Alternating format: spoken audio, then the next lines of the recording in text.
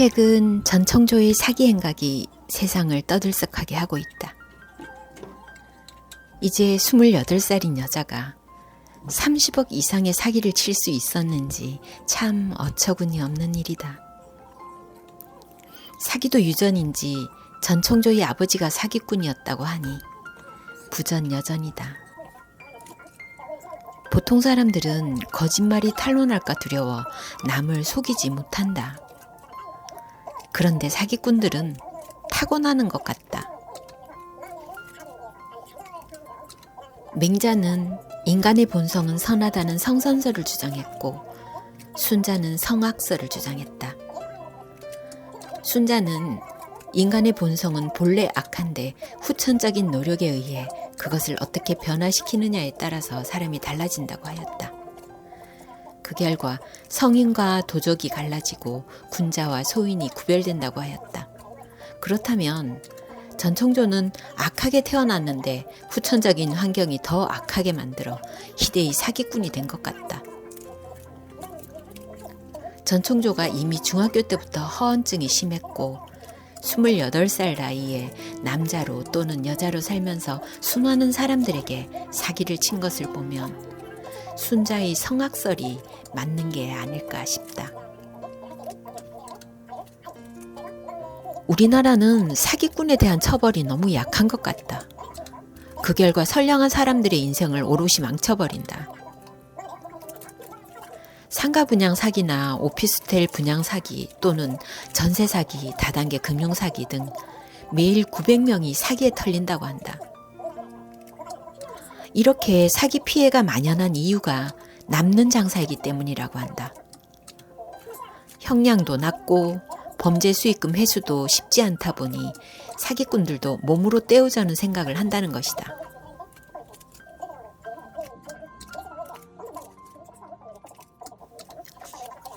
아는 지인이 사기로 인해 결국 목숨을 끊은 일이 몇 년 전에 있었다. 그 사기꾼은 지금도 인스타나 텀블벅 같은 사이트에서 어떤 사기를 치고 있을지 모를 일이다. 그 사기꾼은 일남일녀를 둔 아이의 아빠다. 인스타나 페이스북에서 상품 광고를 하기도 하고 본업에 열심인 선량한 사람에게 다가가 사기로 사람을 꼬인다. 내가 알던 지인은 그림을 하는 사람이었다. 명품 수선을 하면서 구두나 핸드백에 그림을 그리던 화가였다. 조금은 4차원적인 사람인데 항상 기발한 사업에 목말라 하던 사람이었다. 그런데 사기꾼이 어떻게 접근을 하면서 1년 이상 그 사기꾼을 쫓아다니며 월급도 못 받고 일도 해주고 전 재산 탈탈 털어 사기꾼에게 건넸다. 그 사기꾼은 언제나 번지르르하게 말하며 사람을 혹하게 하였다. 그러나 시간이 지나도 희망도 없고 생활비도 바닥나고 살 길이 막막해지자 삶의 의지를 잃어버린 것 같다. 어느 날 소식을 듣게 되었는데 자살을 했다는 것이다. 그 말을 듣는 순간 결국 이렇게 끝나는구나 싶어 마음이 너무 아팠다.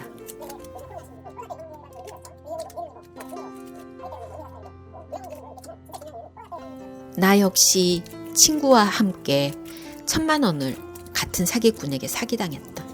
1인당 500만 원씩 둘이 1,000만 원이었다. 지금 생각해보면 바보 같은데 사기를 당할 당시에는 사기당할 것이라고는 꿈에도 생각을 못했다. 분당에 편집샵 겸용 카페를 하고 있고 상품 창고는 용인에 있다고 했었다. 편집샵에는 몇 번 갔었다. 인터넷 판매 쪽을 전적으로 우리에게 일임하는 조건으로 계약을 했었는데 그 계약금을 모두 사기당했다. 경찰서에 신고를 했고 소송까지 가려고 했었다. 그 과정에서 인스타, 페이스북 검색 중에 그 사기꾼에게 사기당하고 재판에 승소까지 했던 사람을 알게 되었다. 직접 만나보았더니 어렵게 승소 판결을 받았으나 승소 판결 서류는 무용지물이었다고 했다. 알고 보니 가족 사기단이었다. 본인의 형님, 본인, 와이프, 처남, 본인 엄마 등 가족의 명의를 적재적소에 사용해가며 사기 행각을 벌였다. 타고 다니던 자동차는 벤츠였다.